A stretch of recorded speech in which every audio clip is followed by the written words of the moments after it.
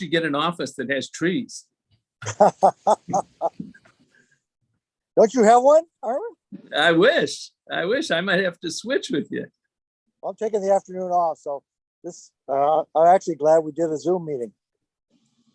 Yep, me too, because otherwise, since I was exposed to COVID the other day, I'm isolating.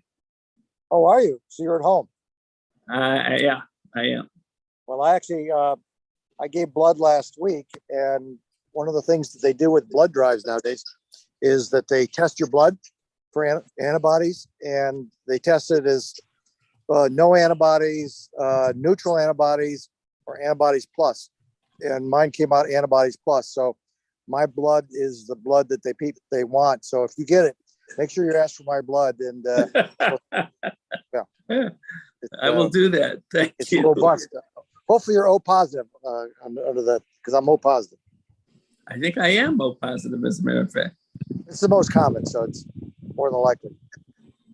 And I'm negative in my COVID, so I'm okay, but Yeah, still okay. staying away from people.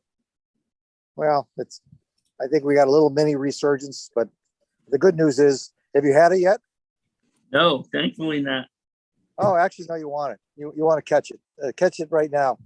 We got it in December, and that's part of the reason I'm sure my antibodies are off the charts, because I've been vaccinated. I now have had it, and so as a result, it's pretty. If you catch this round right now, it's pretty innocuous. It's more the cloistering is the worst part of the whole thing. It's not the actual impact of it. Yeah. It's pretty docile right now. This current strain. Yeah. Now, Yeah, I'm good. I unfortunately came down with it this week myself. So did you? Yeah. And it's mild, but that's sort of, relatively speaking, that, it was mild, but it still kind of takes you out for a few days. But Yeah, I mean, it's no worse than a flu that you've had probably in your right. life. It felt like the flu. It felt like having the flu for a couple days. Right. Who's that speaking? Your antibodies are going to go through the wall, will go off the charts as a result of Oh, having it. Anthony Stella in development. So I came down with it Sunday is when I tested positive. My wife had it the week before, and so it's kind of run through our house.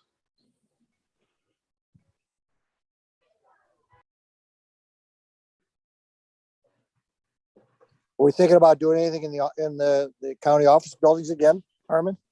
We're starting to give it some thought, but we're not doing anything yet. Okay. We have had a number of exposures, though, in the office. Yeah, but I think recently. I think shutting things down versus living with it is we're probably going to get to the point where we're just going to live with it like we do with so many other diseases over time. That eventually we'll just say, all right, take care of it, pay attention, do the smart thing, stay at home, and then don't shut the business or don't shut the that sector down. Yeah. I think we're going to look back at this in 3 or 4 years from now and say, did shutting down really make a difference in the worldwide community, and see what communities actually shut down, which ones slowed down, and which ones just say, okay, let's do our best. And if you're sick, stay home. If you're not, stay engaged out there. So I don't know. It'll be a good after action report in 3 or 4 years from now when we come back and look and say, okay, how do we do this so we can learn by our lessons. Jack, Yep. I now see Mayor Gallagher, and also I believe we have Carl Naso, who's representing Port Director Friedman, and therefore we can, Armin, we can call the meeting to order and have Sylvia call the roll, as we will now have a quorum. Can we see other people or just? Jack, you're on a phone. I'm not quite sure what your settings are on the iPhone. Okay. All right. Hi, Jack. Carl Naso. Hi there. Go ahead. So Mr. Executive, at your pleasure, you can call the meeting to order. Okay, meeting's called to order. Let's call the roll. Calling So- roll. Executive Budish, Here, Mr. Shaw, Councilman Strong, Here, Mr. Epstein, Present. Mr. Burns, Mayor Gallagher, Here. attending for Mr. Friedman, Mr. Naso, Here, Mr. O'Malley, Mr. Hall. We have a quorum. Thank you. The next item on the agenda, Chair, is public comments. Due to this being a Zoom meeting, the public notice invited comments to be sent to me. No comments were received. And Okay. so the next item, Executive, would be any welcome you wanted to give. And if you wanted to defer that till we do have the minutes, if your welcome is going to relate to ARPA, so if you might want to do the minutes first. yep, let's do the minutes. Has everybody had a chance to see the minutes? I have. Okay, Move to approve them. okay.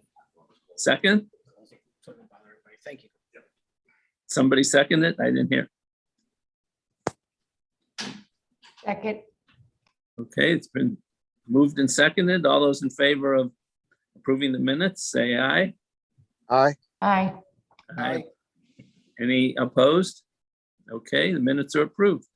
Okay, so Executive, any welcome you'd like to give, and from that, we'll go into the American Rescue Plan item. Yeah, I'll do my welcome. First of all, welcome everybody. Thanks for joining us. I want to talk a little bit about the county's ARPA plan, and we'll go from there. So for the last couple of years, the county and the country have gone through a terrible crisis. COVID has killed more than 3,700 of our residents. It's forced the closing of businesses. It's caused loss of jobs for people in our community. It's caused interruption in education for the kids. All in all, it's been a pretty rough time. But thankfully, we've come through it pretty well. And I will say better than most counties. And right now, it happens to be an exciting time as we hopefully are coming out of this slowly but surely. And we're getting $240 million from the Federal American Rescue Plan Act, which is really a once in a lifetime opportunity for us. And I would also add that there's a lot of other money floating around out there that we're trying to grab onto as much as we can. And I know some of you on this call are doing the same. For over a year, we've spent studying the rules of ARPA and how we can legally use the money. We spend a lot of effort considering how to maximize the benefits for the county residents. We've solicited input from all over the community.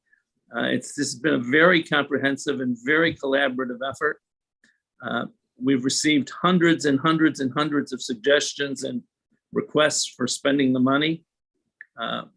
And as I said, we're getting $240 million from ARPA, which I always thought was a lot of money, but the requests have far, far, far exceeded that amount.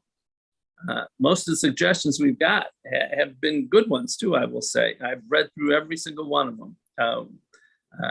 The County Council has worked closely with us, and I appreciate that collaboration. We've identified a number of projects that basically satisfy our two main goals. One is to protect the residents and help bring our residents out of this current crisis. And the second is to set us up to transform the region for the future, for years to come. And generally, our projects that we are proposing with council fall into 5 categories. First is recognizing the pandemic is not over. We're using the funds to protect the public from continuing health impacts.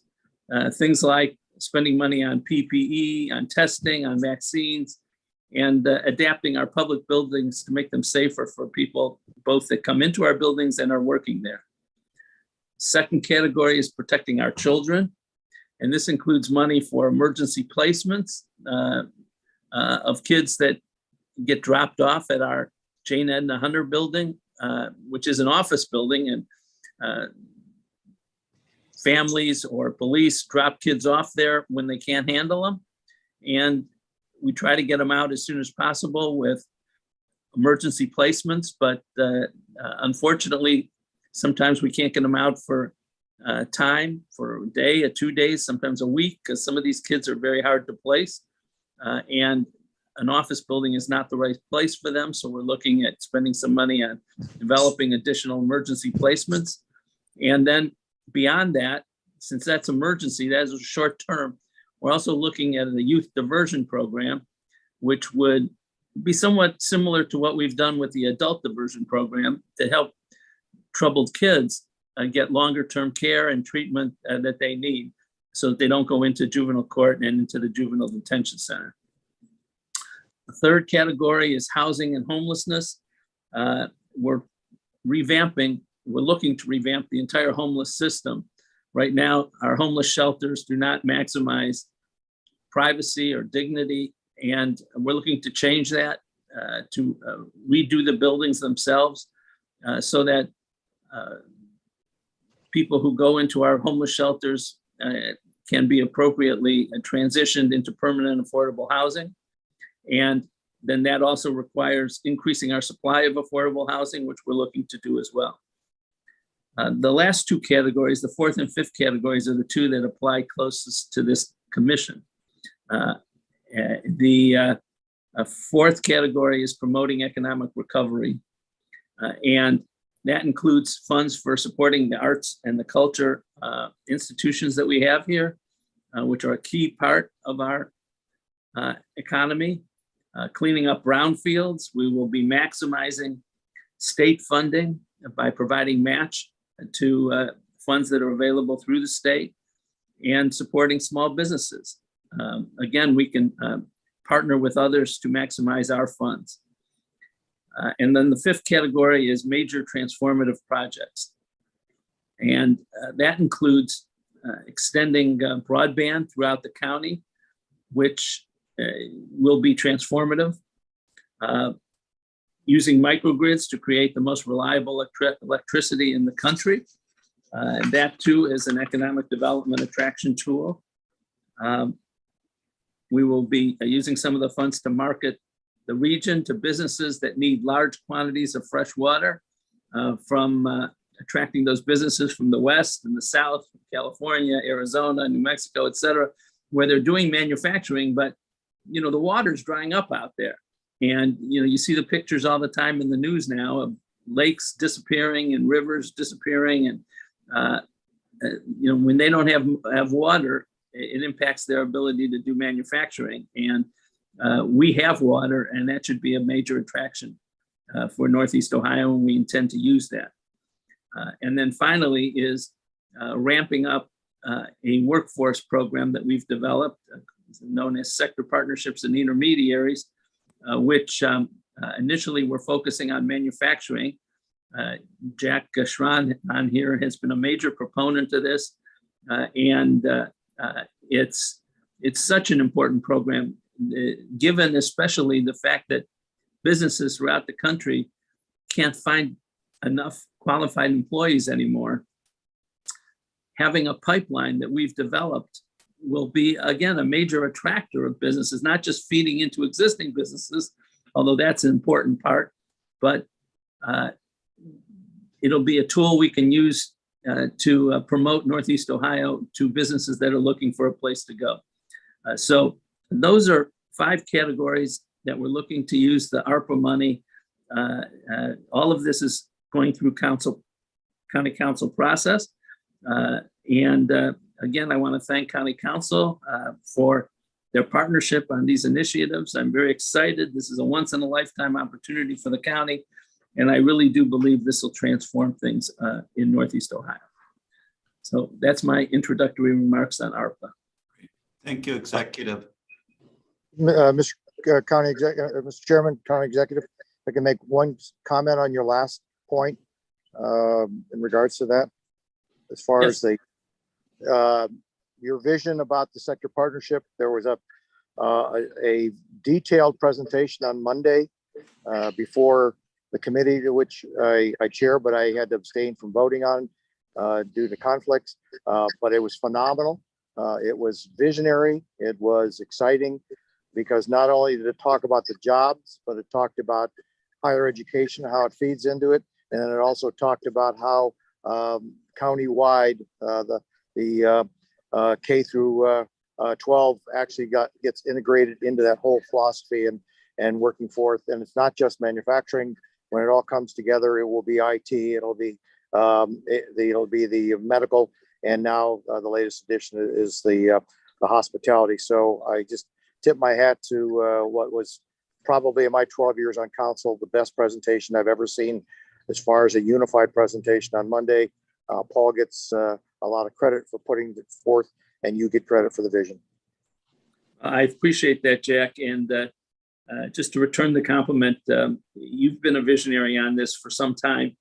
And I felt bad you couldn't vote on it because of your potential conflicts. But you've been a really driver, and we probably wouldn't be here today if not for your vision. So thank you for that. I'm thrilled to be part of it.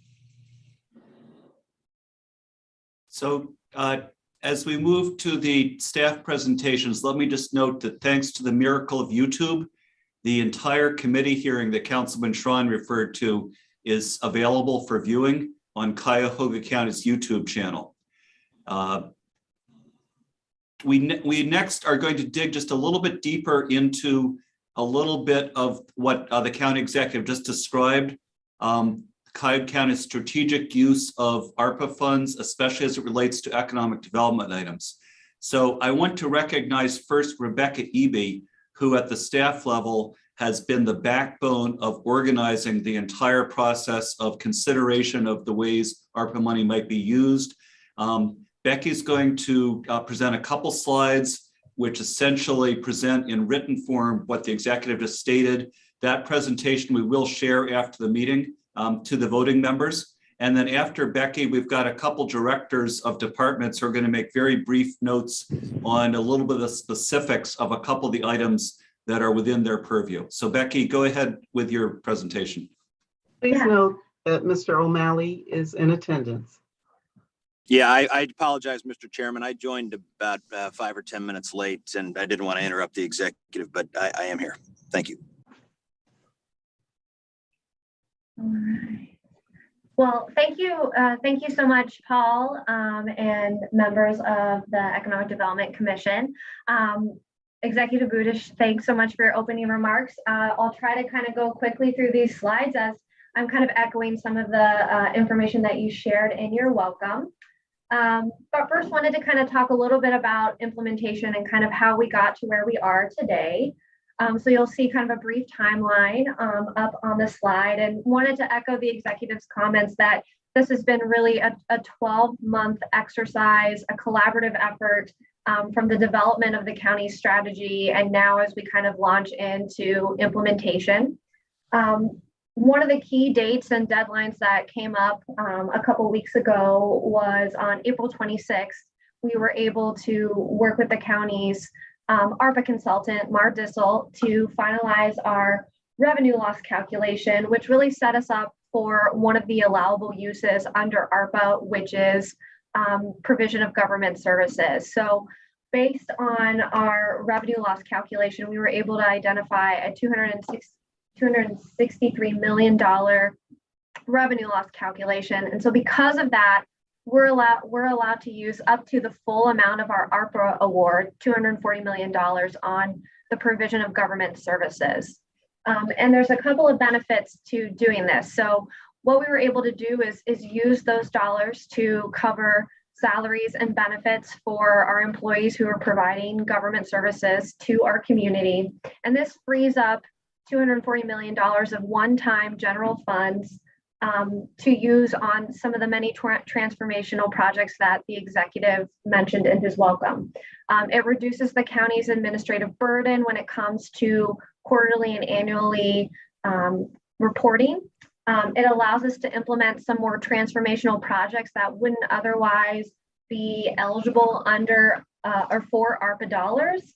And it really gives us some increased flexibility to meet specific community needs. The executive talked about our effort to engage the public. We created an online portal where we received over 500 submissions from the public on ways to use these dollars. The executive and many members of county staff spent a lot of time meeting with regional stakeholders, business, nonprofit, community leaders. And we also really engaged those subject matter experts within the county, receiving kind of over 80 requests from our department directors and chiefs on kind of their recommendations for how we would spend these dollars. So even though we've essentially used ARPA for salaries and benefits for providing government services, we still have some guidelines for how we're going to spend these $240 million of one-time general fund money. And that really is following through our normal and existing county processes. So all of these items will follow Title V of the county's code for contracts and purchasing. They'll be submitted to Board of Control and County Council for approval. And we'll be noting these projects through our agendas and the backup material with a funding source note that identifies that these projects are being paid for general fund made possible by American Rescue Plan revenue loss provision of government services. So with that, let's kind of get into a little bit more of the details of kind of projects and expenditures. So as the executive said, our American Rescue Plan allocation is just shy of $240 million. As of right now, we have about $115 million allocated to specific projects. And for today's conversation, I've broken things out into a little bit more detail, 7 categories. We have approximately 36 projects that are moving through the purchasing process based on what's been allocated.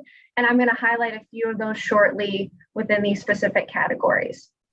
So what that leaves is about $124 million that's not yet allocated.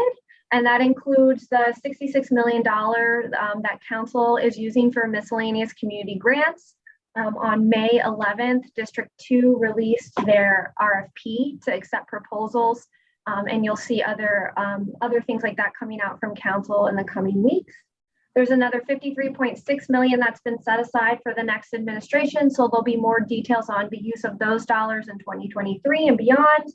And then there's about $5,050,000 remaining to be allocated out of the executive's miscellaneous community grants. So that's kind of where we are right now. Let's dive into some of the details as far as projects so you can kind of see what we're doing and what our projected budget for that is. So one of the categories the executive mentioned was children and families. He talked a lot about youth emergency placement and the Youth Diversion Center. But I also wanted to highlight that we are going to assist county residents in restarting or completing their degree program through an institutional debt forgiveness and completion scholarship program. So that's one of the highlights out of this category. Another category that we're looking at is community improvement.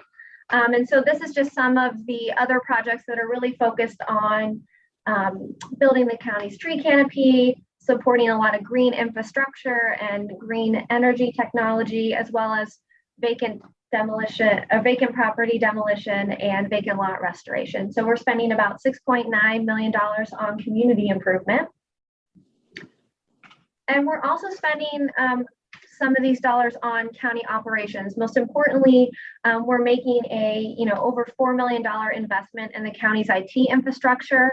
And this is really allowing us to enhance security, to purchase some equipment and hardware to really have a robust and rich IT infrastructure here at the county. So about $5 million being invested in that.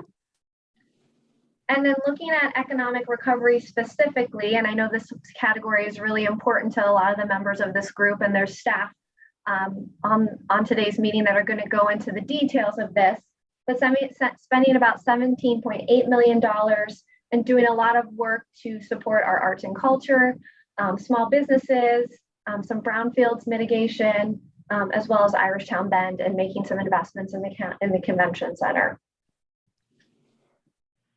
Next, the county mentioned health, and our investment is twofold here. Really looking at our COVID-19 response, so purchasing PPE, supporting testing and vaccinations, as well as making some improvements to county facilities to really support social distancing. As we're kind of in the middle of a little bit of a surge right now, I think this continues to be an important place for us to invest these dollars. And then we're also looking at kind of broader community health, making some investments in behavioral health with the Hitchcock Center, food insecurity by providing some dollars to the food bank, and also investing in our seniors through funding to Western Reserve Area Agency on Aging. As we move to housing, we're spending about $24.8 million in this category, and really making a large investment in the county's homeless system and continuum of care. We're really focused on enhancing our homeless shelters, to have non-congregate spaces to prevent COVID-19. We're also focusing on homeless prevention with respect to this $20 million investment. And you'll see we're also going to be investing in lead mitigation in county suburbs, as well as providing some dollars for affordable housing to increase the number of units here in Cuyahoga County. And then last but certainly not least is those really big transformational projects that the executive mentioned, from the workforce initiative that Councilmember Schron spoke about, the presentation that happened earlier this week, the microgrid, our investment in water for attraction, increasing access and smart water technology, and also our $20 million investment in broadband infrastructure, which is going to help us provide affordable connectivity to county residents. So I know I went through things pretty quickly, but wanted to kind of give you an overview, pull out some highlights, show you kind of the cost breakdown for each of these categories and projects. And if there's no questions, I'll turn it over to Paul and the rest of the group to kind of dive into the details of some of these really, really exciting projects. Thank you, Rebecca. Paul, if I can add a little bit. Please proceed, Executive.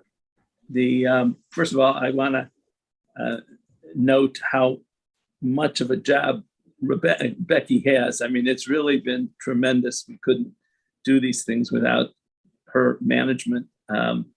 It's anybody who's managed anything knows they have $240 million to manage is not an easy job, and she's doing it.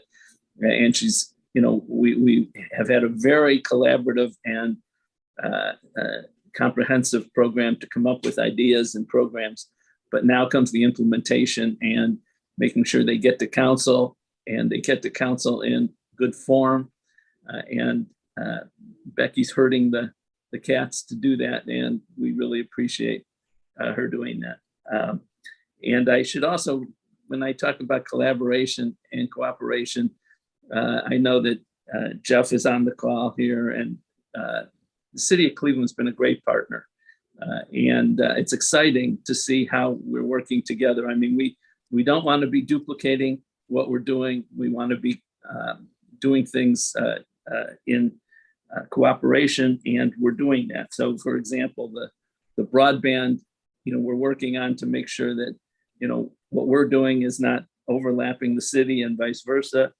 We're working on the microgrid, hopefully to get some things done together. The small business work that we've done, we're working together. The rental assistance that we've been doing has all been cooperative. And so I really thank the city for how they're handling things.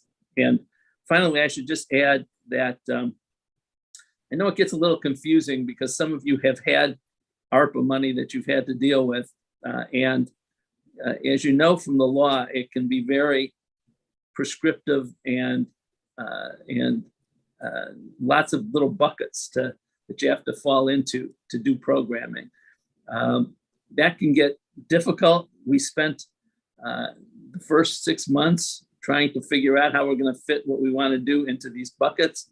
It wasn't easy. And then along came the final rules on revenue loss, which just to explain a little bit more, the federal law has a calculation as to how to figure how much revenue loss you have. And then once you figure that, you're allowed to spend that amount of money on county, normal county costs. So like things like salaries and benefits and contracts and things that we normally would do. Once we do that, we spend ARPA money on county employees, for example, then that frees up the money that we were going to spend in the budget for those same employees. That's money then that ends up available in the general fund, and that money becomes very flexible. It's not the ARPA money, it's our revenue fund money that is freed up by the ARPA money. So just to clarify, and we got very fortunate, we probably have more revenue loss than just about anybody in the country. Now, that doesn't mean we lost more money than anybody in the country. The calculation was very favorable to us. We have been able to calculate over the $240 million that we got as revenue loss, which means that we have a lot of flexibility. In other words, in the use of the funds, which is beneficial, one, in coming up with the programming, and two, in handling the reporting. So it has helped us a lot. We're in pretty good shape. Mr. Chair, can I ask a question? Yeah. It's Dan O'Malley. I was wondering what the county's view is on, just as we think about the federal infrastructure legislation and that's impact about, whether infrastructure related projects or projects that might be able to be characterized that way, that maybe, there's less of a focus on that for ARPA, given the fact that there may be additional funds available, and whether there's been Treasury guidance or anything else so far on what infrastructure dollars would be coming to Cuyahoga County. Yes, that's a great question. And the fact is that I mentioned it, but I didn't elaborate on it in my opening comments, that it's not just the $240 million of ARPA dollars, but there's lots of other funds that have been created by the federal laws. It's transportation money, it's infrastructure money. There's a bunch of other programs that people aren't really focusing on. So for example, we're not spending any ARPA money on rental assistance, even though we have a big problem with people facing eviction.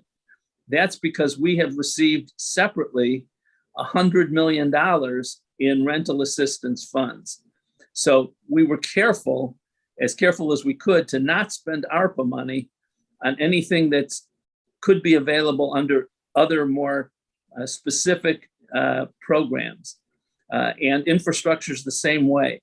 We've been carefully reviewing what is included and what is not included in infrastructure. And we're spending some of our ARPA funds on infrastructure that we feel is not going to be available under the infrastructure bills. So for example, we have a extensive use of ARPA money on our lakefront access piece because that's not, for whatever reason, considered infrastructure under, or transportation under those bills. But we're definitely looking at the uses of other funds. This is all still pretty recent, so I don't know that I can get a whole lot of details, but what you have described is critical to making sure that we maximize the money. Thanks. I think that's very wise. I raised my eyebrow at looking at some of other local governments and the fact that I don't think they're thinking this through quite as thoroughly as you and your team have, because although, as you mentioned, there are going to be a lot of other sources of revenue coming, the flexibility guidelines will vary tremendously. So thinking about that and being strategic is so important, and I'm so glad to hear that you're way ahead of me on that. That's great. Thanks. Well, it's not just the federal money. I mean, this is a once in a lifetime opportunity for us. There's the capital bill from the state, so we're trying to calculate in what can be covered under that, There's the earmarks from the federal Congress people, and we're trying to figure that. So, we're definitely trying to maximize the use of the money, considering as many of these outside funding sources as possible. And there's a lot of them. As a county, we've hired 2 grants writers that their job is to track down all the pockets of money and to figure out what we can get and help us then get it. Thanks, Executive. So we do have a few department heads here going to make very brief comments about specific ARPA items. First, our Director of Innovation Performance, Catherine Tkachuk, just to say a little bit more about our work for affordable broadband for residents.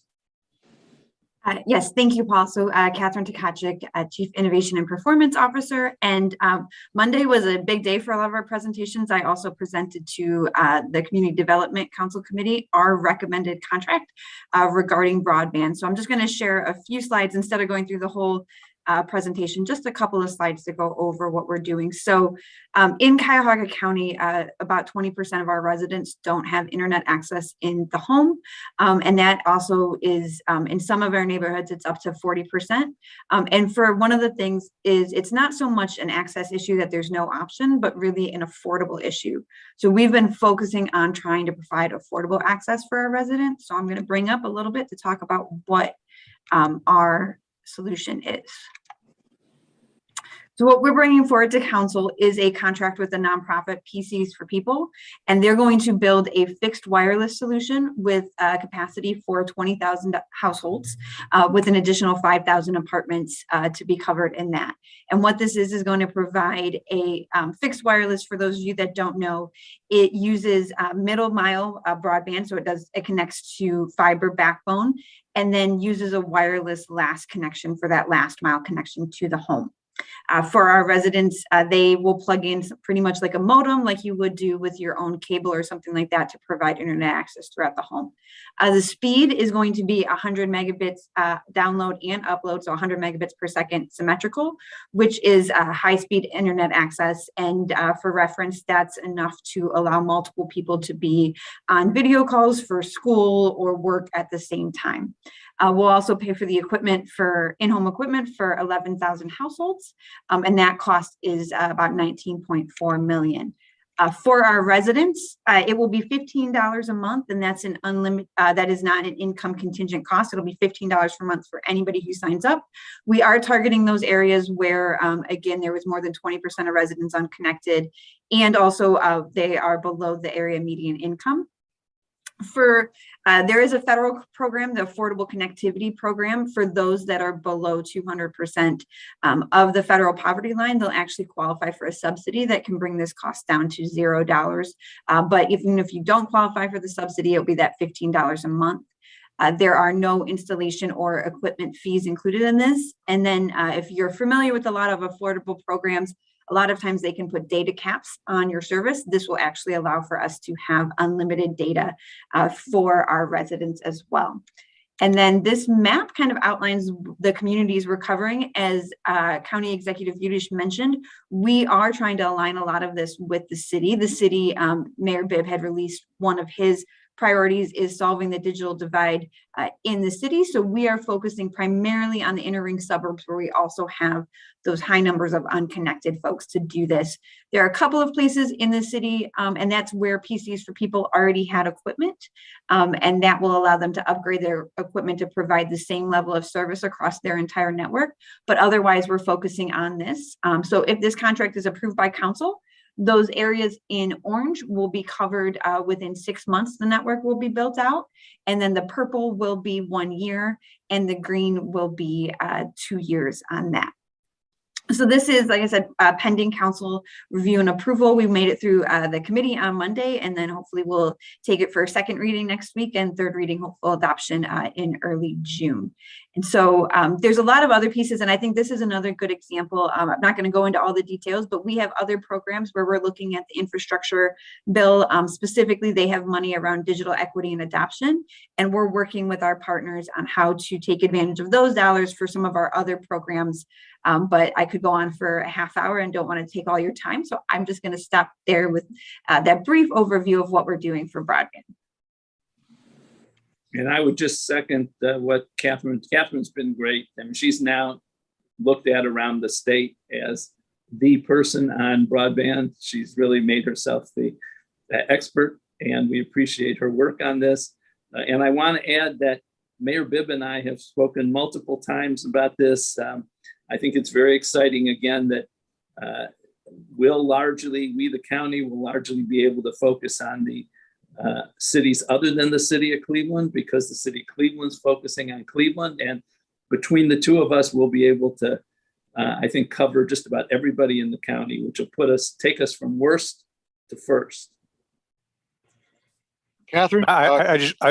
Sorry, Jack. It's okay.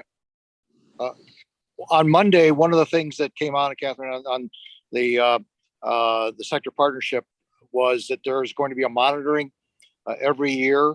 How are we doing on that progress, so that the money's that $9 million, if it is not being on the time and task, that it can be put on hold. Some of my council colleagues were asking questions about that. So every year there's going to be a benchmarking. Talked about 3 different benchmarks. Are you going to be bringing that back to committee or council to actually show you said you're going to have the orange done in a year, so we can actually see the orange being done in a year. So that $20 million, we could actually see it making its progressions and the steps, as opposed to just coming back at the end of the 3-year program. Yeah, I'm happy to do that. I would say another thing we built into our contract, there are performance metrics. So a good portion of it, they don't get paid if they don't do this, and if they don't get people signed up. So it's not just building the network and then we hope. They actually, part of the payment, their performance payment. So if PCs for People doesn't have people connected, and oh, by the way, they must maintain that connection for 6 months. So it doesn't just sign a whole bunch of people off and have them drop off. That's part of built into their contract for payments. But then I'm also happy to bring back the contract. The orange will actually be about 6 months. So we're hoping to have some by the end of the year. And then the purple will be a year and the green will be 2 years that we can bring those in. Okay, but not just that you got it in the contract, but you actually present it back to council, just the same way Mondays was an actual come back and give you an update, so that the accountability can be seen on both sides, not just the outside contract, but the inside reporting back to the council. That'd be fantastic. Yeah, happy to do that. And I think we can get those even on the schedule as soon as we want, and we can make sure we are reporting back to you on our progress with this.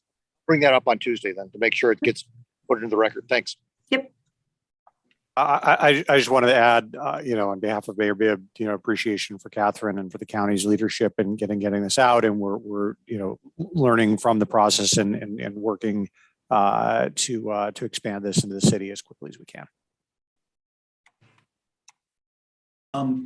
Also, Director Mike Foley of Sustainability is here. Mike, the county executive does such a great job of selling microgrid and water. I don't know if there's much to add, but you are the subject matter expert. So can you add a little bit to that? When you get to, before you hit Foley, one thing I just want to respond to Jeff's comment. Not only do we at the county and the folks in the city recognize that this is pretty unprecedented with the degree of cooperation and work between the two, but we've been also working with Governor DeWine and the state, and they have commented how well the city and the county are working together. So it's recognized outside of us.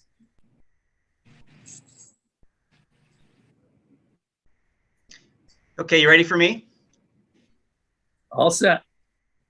Okay, can you see the screen, by the way? Okay. Yep.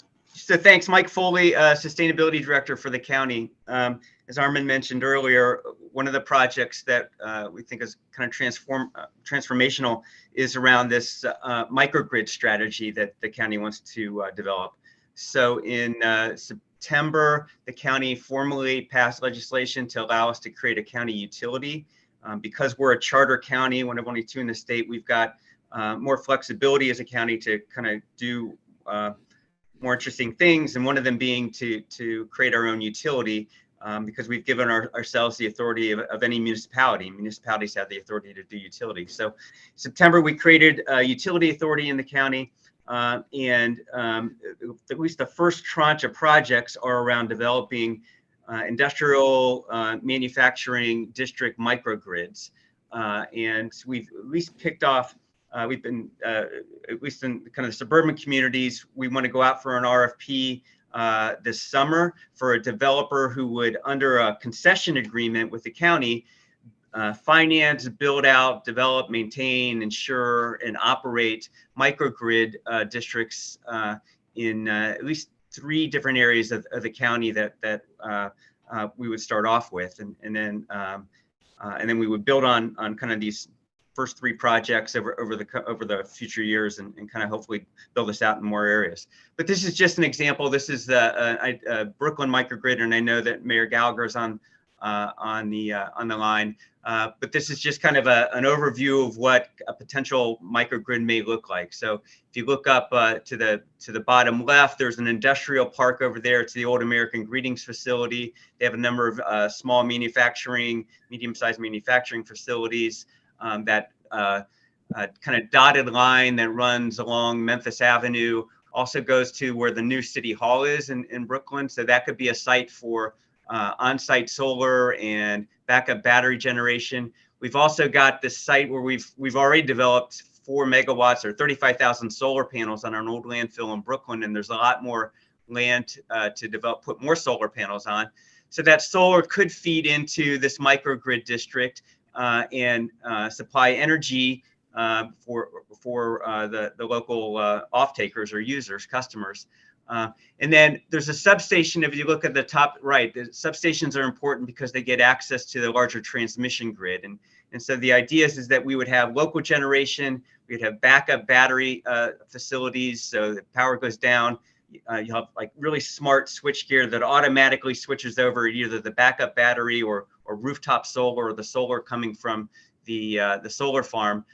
But also you want to get power off of the transmission grid, the larger transmission grid. And so having access to a substation is really important. So we're in discussions right now with the City of Cleveland on trying to access that substation that they own. And we've already got we've already got 1 line running into because of this solar farm that we have.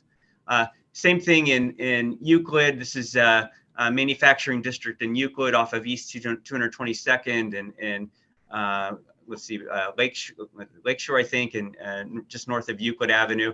Number of manufacturing sites here. There's a substation over here that the City of Cleveland owns. We would run our own local distribution line. If the power goes down, we'll be able to keep power up, basically. And I should say that these 3 companies especially have just conniptions with power outages. And also power sags and power spikes. So host site 1 is PPG. Right in the middle of, we worked with Magnet, or are working with Magnet right now on a grant through the EDA, where we'll get a potentially up to $6 million for rooftop solar and batteries and switchgear. But right in the middle of working this thing, I got a call from these guys saying, my gosh, we just had a power spike. We lost a $5,000 piece of equipment. We're going to have to replace, and plus we had to send workforce home. This site over here, MD&A, they in the middle of the thing said, we just lost power again fully. What are you guys going to do about this? Help us out, right?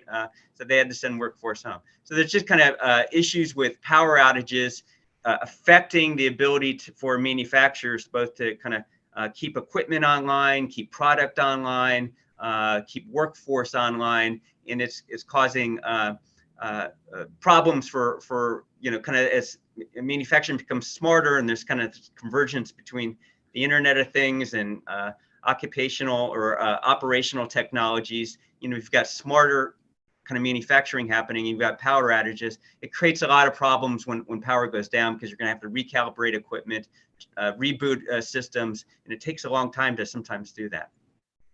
So this is we hired a company called Go Sustainable. They're an engineering firm.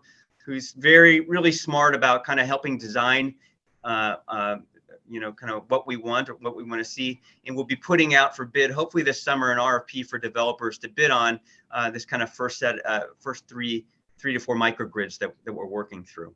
And also Cleveland State University is helping us out. The nice thing about this EDA grant is we got some upfront money so we could have Go work kind of before we officially hired them in March. And I know Jeff Epstein's on the line, and his wife Leah was really helpful working with us through Magnet. So just want to point that out to Jeff, because your wife did a great job.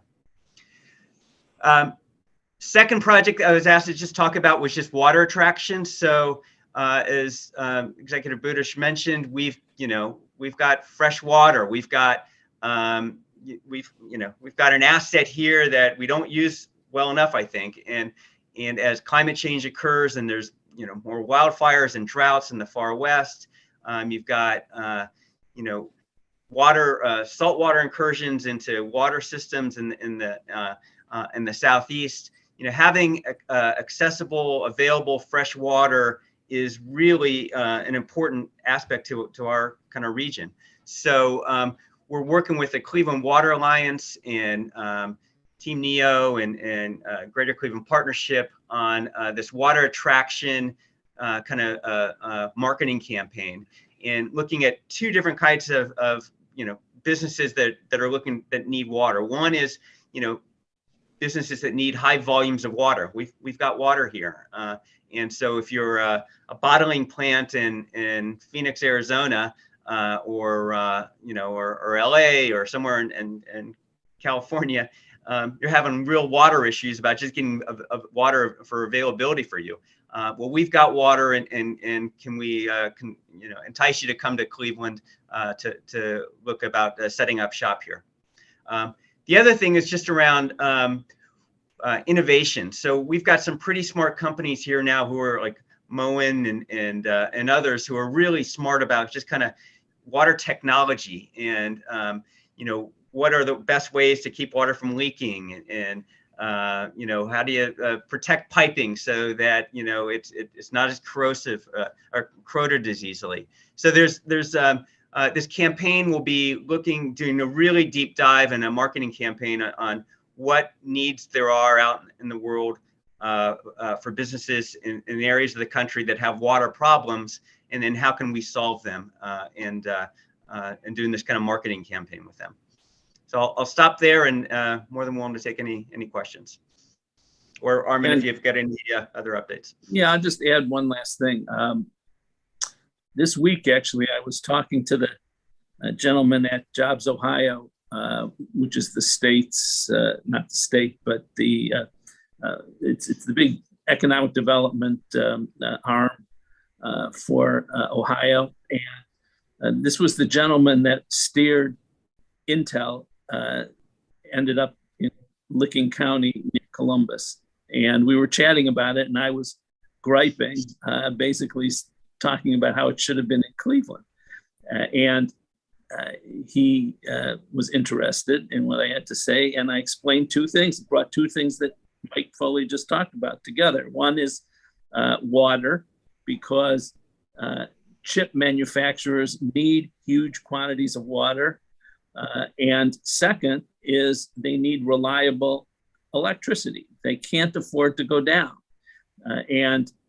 When I explained what the microgrids can do, he was very interested. And in fact, Mike has now sent him a package of stuff. Did you get it out, by the way? Yes, we did. Okay.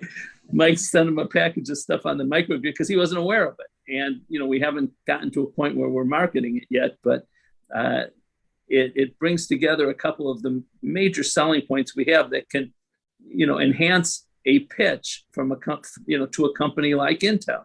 And there's a whole lot of other opportunities for us. So I think, again, that these will be transformative opportunities, and will open up all kinds of job attraction chances for us.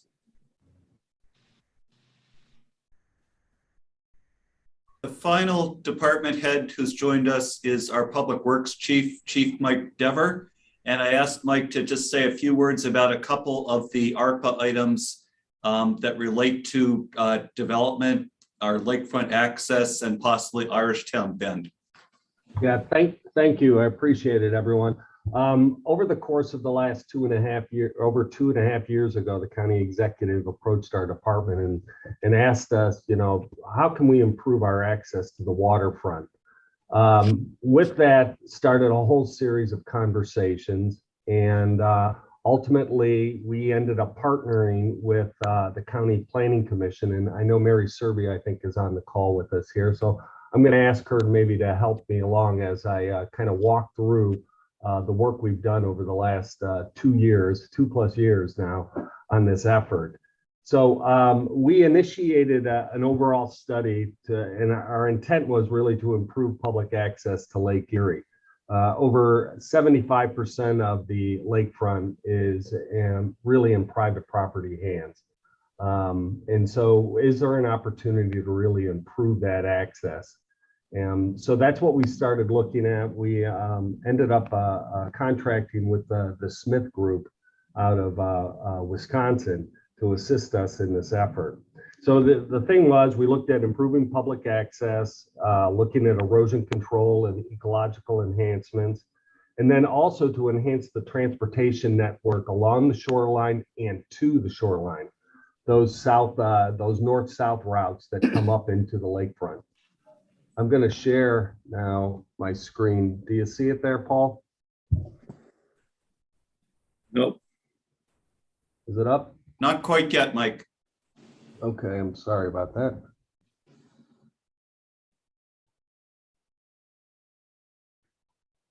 Here we go.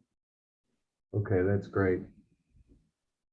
So as I said, our partner in this whole endeavor had been the County Planning Commission, and we couldn't have done the fine work that we've done to get to this point.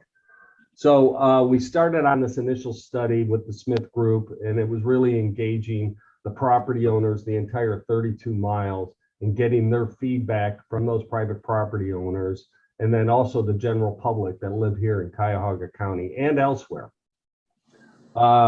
We ended up narrowing it down to specifically 4 focus areas after we did the overall study. And these were the initial focus areas that we came up with. And I'll go through each of them fairly quickly. But the overall intent of the plan outlines a multimodal network of connected paths, all-purpose trails, boardwalks, roads, bridges, and public access points across the entire shoreline.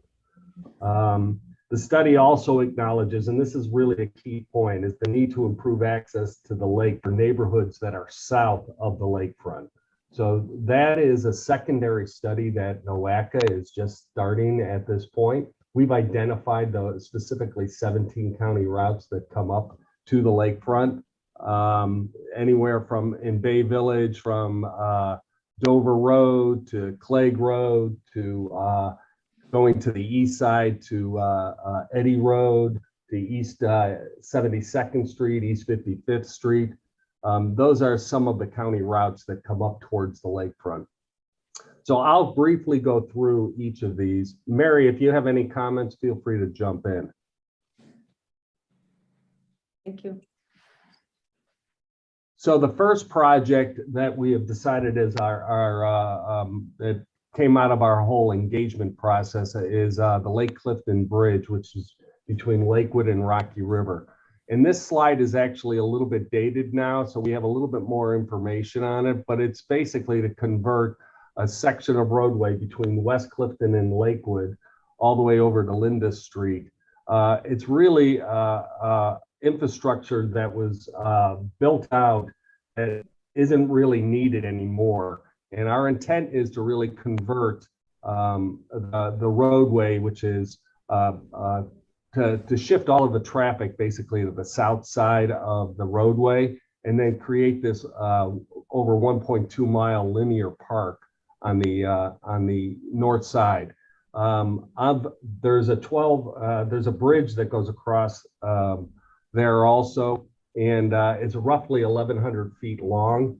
We see that there's opportunities to put really nice vistas along here, stopping points for bike traffic, for multimodal, for people walking. So that's what we've looked at right now. We're in conceptual alternatives that have been completed. We're going into preliminary design and engineering right now. We hope to get this under construction in sometime in early or late 23. The overall budget for this project is about $9 million. Some of the funding opportunities, we're going after earmarks, as the county executive mentioned also. This is one of our state capital requests also. And he mentioned also about the grant writers we brought on board. They're going to be assisting us and chasing down grant opportunities, other infrastructure grants that are out there through the state and the federal government. So our intent is to use some of the ARPA dollars, roughly $8 million of the ARPA dollars, on each of these focus areas. And right now, as we continue to chase these grants and other opportunities, it'll become a little bit clearer of what percentage of the ARPA dollars will infuse into this project. The next project is the Gold Coast. This is probably one of the most densely populated areas along in the Great Lakes region. There's 13 high rises on the eastern end of Lakewood, from basically West 117th Street to Nicholson Avenue. Parcels are valued at well over $225 million. We did our initial site investigations here, and that has been going very well. We're retaining an engineering firm right now to do some preliminary engineering work on this. Obviously, this is a very high price tag on this overall project for us to create some public access point here. It's roughly $25 to $35 million. We've already gone after a series of grant opportunities. We have a FEMA grant that is actually pending right now. We've gotten some preliminary support. And Mary, maybe you can speak specifically on the FEMA grant and where that is. We should be hearing within the next 2 weeks whether or not we've been successful in obtaining that grant program. So the main thing here is when we're looking at the shoreline, looking at areas where there is significant erosion happening, and it's all been about looking at that, looking at the analyzation that we have, and then having discussions with those property owners. And it's always been about partnerships. So in order for us to obtain public and state and federal funding to make improvements on the shoreline there to stabilize it, the partnership would be in return for public access down along the lakefront in those areas. So we're not just talking about the property owners along the lake, but as Mike mentioned, just bringing people from the south up to the lake and being able to enjoy that the same. So it's been really great partnership. It's never been about takings, but there are some areas when you see the cost differential between Lakewood, Gold Coast, and some of the areas on the east side. We're talking about a very high elevation of a bluff on the west side compared to the east side. So, we're moving along in this, and we've got a meeting coming up shortly with Lakewood and those property owners to talk about the next steps. Thanks, Mary. Yeah, the one key north-south route that we'd like to, we're looking, and we believe it should be a priority as NOACA moves forward with their study also, is West 117th Street. There is a rapid stop towards the southern end of 117th, and that's really a key access point coming to the south route. So we're going to be considering that hopefully as maybe one of those preliminary projects in the near future. The next project that we are also see as a focus area is East 9th to 55th. This is an area along the North Shoreway that has been, it was an initial TLCI study back in 2015. And that's really the intent of a lot of these projects are. There has been studies on many of these areas. And what we're trying to do now is advance them, take these from that study point and advance them and actually put them into implementing them. So we've been chasing some grant dollars in relation to this. This is overall, it's roughly a $11 million project. We just recently went after an EDA travel and tourism grant. Unfortunately, we weren't successful there. We've just submitted a raise grant opportunity on this for $6 million. We see other funding opportunities of roughly $3.3 million from the Public Works Commission. So we will be looking at that. Once again, when the county executive references those $8 million that would be available for these lakefront projects or waterfront projects, we're trying to be judicious as possible. And so there is not a set amount for each one of these individual projects, but we're trying to take advantage of those other grant opportunities are out there. So once again, as our grant writers are continuing to explore other opportunities, that's where we hope to be able to capture additional funds as we continue to advance these projects. And then the final project that we're working on right now is called Beulah Park. It's the Euclid Beach Connector. This is located over around East 156th Street in the North Collinwood neighborhood. This is 2.3 miles of rapidly eroding lakefront. We've already been successful in receiving $1 million Ohio Emergency Erosion Grant. And so we're using that for our preliminary engineering work.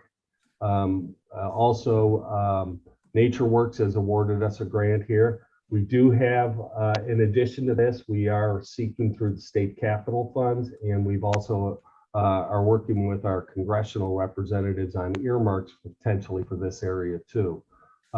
We just recently, and Mary, you may want to make reference to this, is the Legacy Partnership Program.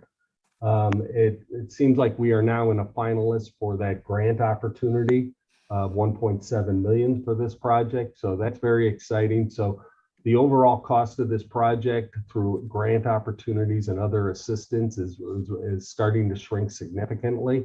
It's broken up into multiple phases too. And the first phase is right as a $6 million, but there is a phase 2 at 5 million. And then there's 2 other phases where the property owners now are very interested in us participating so that we can increase this lakefront access point.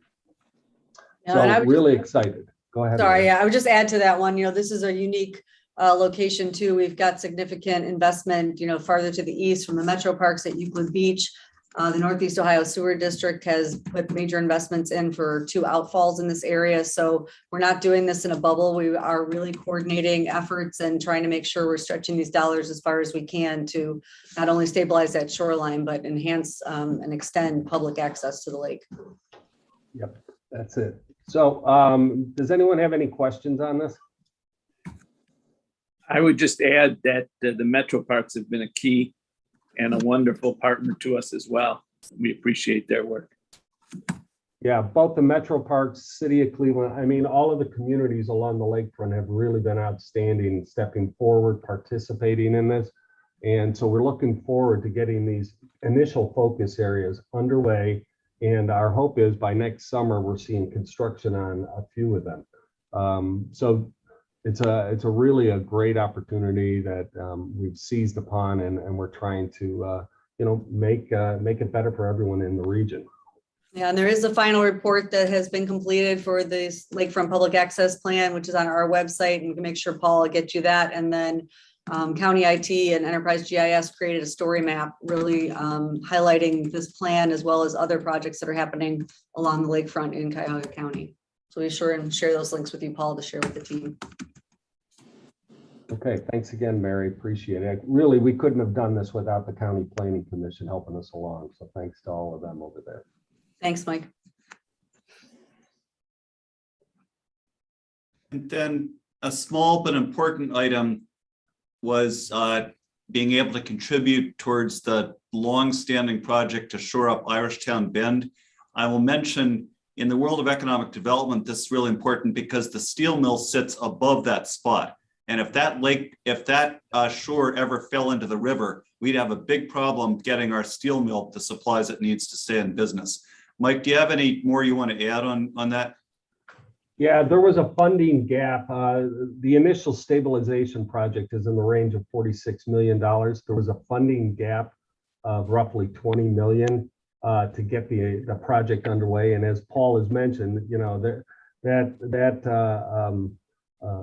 Cuyahoga River is really a $3 billion impact on Northeast Ohio, with ArcelorMittal, or should I say Cleveland Cliffs, being at the end there. So it was very important that this project advance forward. So as I said, there was a $20 million gap.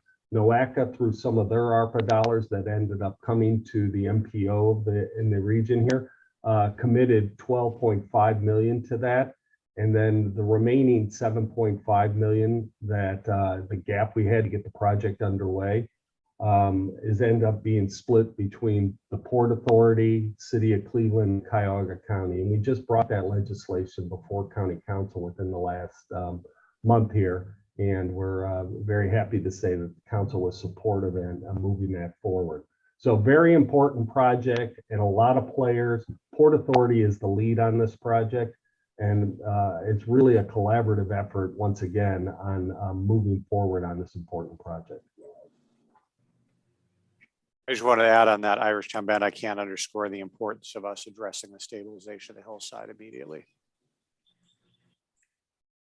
So I believe the executive may have a schedule conflict. So Jack, you're also on as vice chair in the event the executive is not able to, you know, close us out of the whole meeting.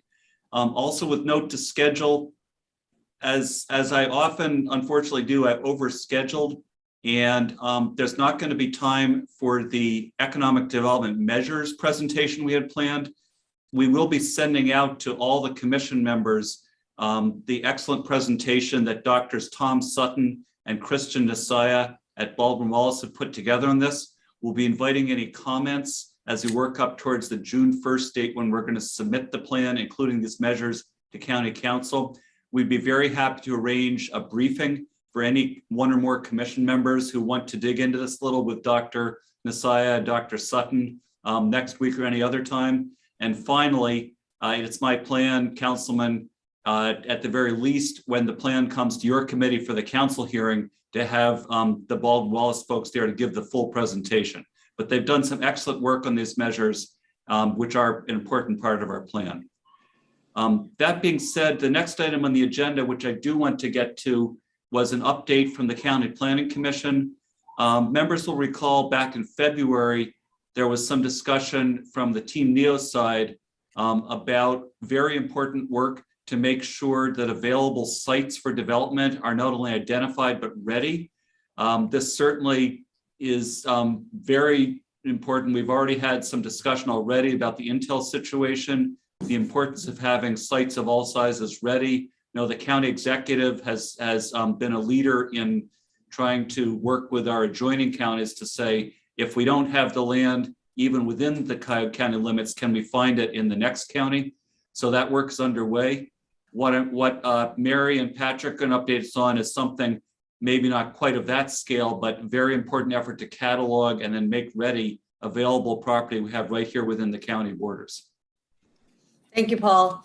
Yeah, good morning, everyone. Again, we have some information to share. We'll try and make it quickly looking at the time now, but we are happy to be partnering with Department of Development and trying to identify sites that may not be known to others and definitely are not part of the statewide database, so others are not able to see those when they are looking for available properties. So given my past role at Team Neo, it's a nice fit for us to look at that and do some mapping, identifying some parcels available, and then coordinating those efforts with Christine and her team at Team Neo. So I will turn it over to Patrick. I've got Patrick Hewitt here, Nicole Laird, and Dan Meany from our team that have been working on this to give you a brief update. Thank you. Good morning, everyone. We'll talk you through a little bit of the process that we've been going through to try and identify some of these sites, both in terms of mapping and then some of the outreach that we'll be doing. What we've been doing on our end is trying to identify a universe of vacant sites within Cuyahoga County, and we're looking specifically at vacant land due to the difficulty of tracking vacant and underutilized buildings. We're designing this so that we'll be able to continue this process. We can update it as well. We've also been narrowing those sites down based on various site features and down to targeted areas, and we're analyzing those selected sites for development potential. Starting with that first step, the identifying the universe of vacant sites, we began by looking at commercial and industrial property throughout Cuyahoga County based on county fiscal office data. And we looked at vacant land based on fiscal land use codes and an analysis of demolition data from the county land bank and the county demolition fund. The hatched areas on this map are areas that are vacant sites that were identified as part of that analysis. We also included vacant residential parcels that are zoned commercial or industrial. Those tracts were then narrowed down. We isolated that commercial and industrial vacant land and eliminated sites that Team NEO already knew about as part of their inventory. From that analysis, we also eliminated certain small sites, those less than 1 acre, to try and identify kind of large tracts of land that might be more easily developable. From that universe, we've narrowed that down based on certain site features. The most important here is that we looked at natural constraints to development. That includes steep slopes, which are shown on this map in red. These are hillsides that can be difficult to develop, and riparian buffers, so areas around rivers and streams that are natural, sensitive natural areas that we want to limit development on. We then kind of eliminated those areas and limited our analysis to sites with at least 5 acres of unconstrained land once we eliminated those steep slopes and buffer areas. I'm going to turn it over to Nicole, who will walk us through the next few slides. And so we started looking at the targeted sites. And one of those targeted sites were potential sites within and near job hubs. And so next, after we looked at the job hubs, we started to analyze those potential development sites within those areas. And we looked at those areas to determine if they were conducive to development. So within the job hubs, we eliminated parks and other green spaces and properties that had adjacent parking lots. We were able to narrow down our initial number to about 98 potential sites. Within those 98 sites, we're going to look at properties surrounding those sites and looking at publicly held land, forfeited properties, and tax delinquent properties to see if we can kind of build larger sites that are in addition to those 5 acres of unconstrained land. All of this information will be put into an online mapping tool to allow for easier review of those properties. And then our next step is to do some community outreach where we will take those sites that we identified and try to understand what those sites look like within those communities, learn more about their constraints, and see if there's any additional sites that we can add to our database. Thank you. And so our real goal here is to take those 98 sites and be able to understand them, really get a sense of what the development potential is, and then add those to our partnership with Team NEO to their database so that we can attract more jobs, build economic development within the county. I know, Christine, if you wanted to add anything to that, this is a nice coordination between the Department of Development, County Planning Commission, and Team NEO that we're all trying to row in the same direction and, really, and have some sites available so that we can attract some of those jobs. I mean, it's going to be difficult, as Christine will explain. I mean, we don't have 200-acre sites sitting there ready for, companies like Intel, but we've got some really, we've got a need to identify sites that are ready for development so that when we do get a call, we are armed and ready to go to showcase those sites. So with that, I can turn over to Christine. Yeah, thanks, Mary. Hello, everyone. Thank you for having me here. Christine Nelson, Vice President of Project Management, Site Strategies, and Talent Services for Team NEO. As Mary said, we are looking at this very much as a start and a strategy. for Cuyahoga County as it relates to available land for development.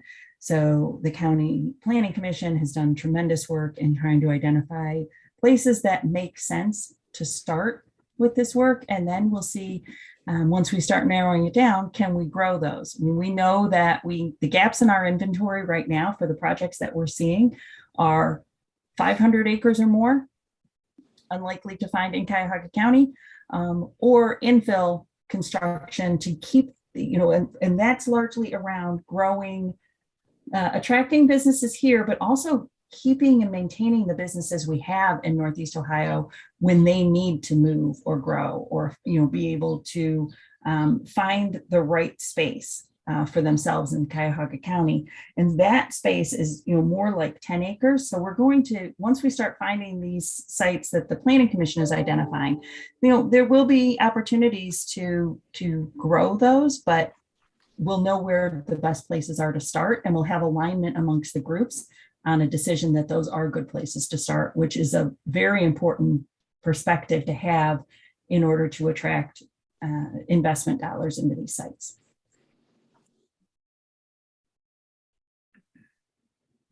All right, I think that's the presentation. Executive, did you have any comments before you? Yeah, can I ask a couple questions here? First, let me make a comment. Thank you to the Planning Commission for what you're doing, not just here, but with the waterfront development, et cetera. I want to ask, it's very important you do what you're doing. We need to have that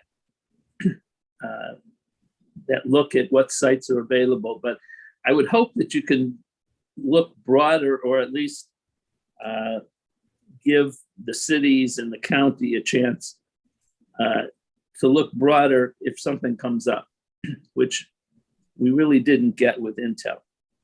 So for example, if somebody called us and said, we need a site, a huge site for a project like Intel, I'm not anxious to close the county airport, but 650 acres, and we could make that available to a project like Intel. So, even though it wouldn't be on your list because it's not vacant, it's a big plot of land. In addition, we have a huge network of metro parks through the county, which again, nobody wants to tear down trees, but for a project like Intel, maybe we could work something out. So first point is within Cuyahoga County, I hope that Jobs Ohio won't just limit its view to what is on a list of vacant properties, but will give us a chance to address more. And second is, is this project limited to Cuyahoga County? And I ask that because Intel didn't go to Franklin County. Intel went to Licking County. And,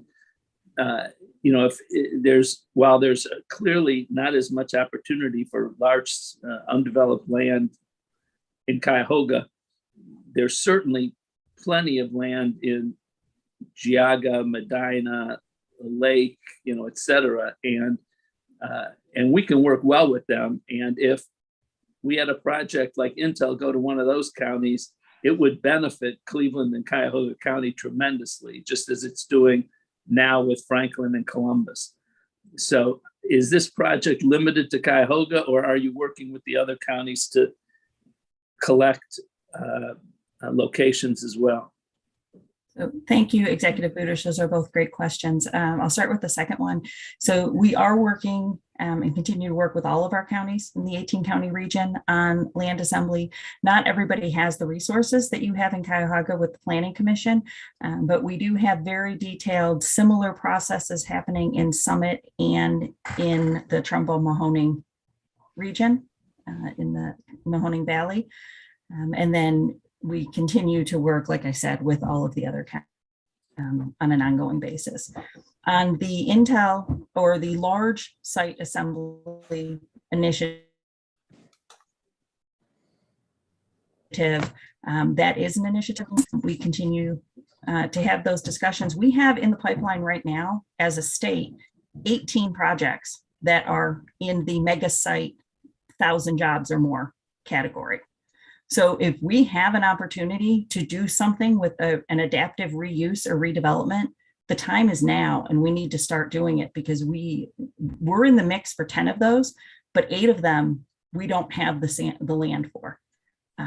So let's figure that out today, because these companies are not going to wait for us to decommission an airport. That's a 24 to 36 month process. And so if that's something that's under serious consideration, I'm not saying that is, but anything that's a significant reuse or redevelopment, let's get those conversations started now so that we can be submitting for these mega projects that are in the pipeline.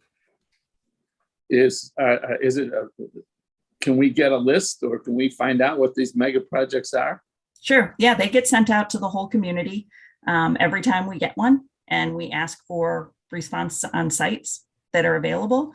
But we can certainly, pull those back up and get them over to you. Yep. Okay. And just to your comment about, 18 to 24 months, if Intel was interested in coming to our county airport, we'd get it to you in 18 to 24 minutes because, and then we'll take the penalties that occur afterwards, So. Mayor Daley did something similar. Yes. Yeah. No, and I think it's a good point, and I failed to mention that when Christine mentioned that of really more than attraction is really that retention. We all know in Cuyahoga County that companies have left Cuyahoga County to go to outer-lying counties, and so the more opportunity that communities have to identify available sites, potentially available sites for redevelopment to keep those companies here, that's a win, and that's a win for all of us, and so that's a big part of this as well. And I don't know how you go about what the best way, but of finding out what those big properties are in other surrounding counties, but it should be a very doable effort. I called my friend Matt Lundy in Lorraine, and he can give me a list of 2 or 3 right off the bat. So yeah. There are properties out there. There are, and we have them and we're submitting them for deals. Yeah. So executive, we're at time for the meeting now.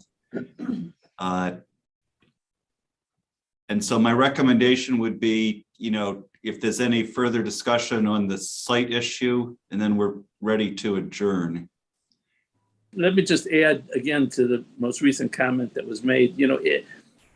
If you have properties in Lorraine or in others of the surrounding counties, you don't have to just work with those counties. Again, we would be willing, I think, for the right project to support it, even though it's not in Cuyahoga County. That's wonderful. Thank you for that.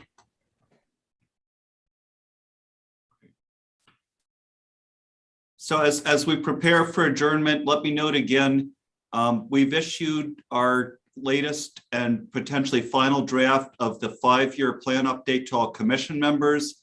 That will be submitted to County Council no later than June 1st. Certainly, as indicated in the cover email, welcome any additional comments from commission members either before June 1st, hopefully, or as it goes through the review process with County Council. We will schedule an in-person meeting in August. Hopefully conditions will be different, but it will be in person because state law will require. And we will send all the information as referenced in today's meeting out to the commission members shortly afterwards. Back to you, executive, to close us out. Okay, well, thank you for everybody for participating. This was a very helpful meeting, and I appreciate your time. And if nobody has any other comments, we'll adjourn. Thank you all. Good weekend. Thanks. Thanks, everybody.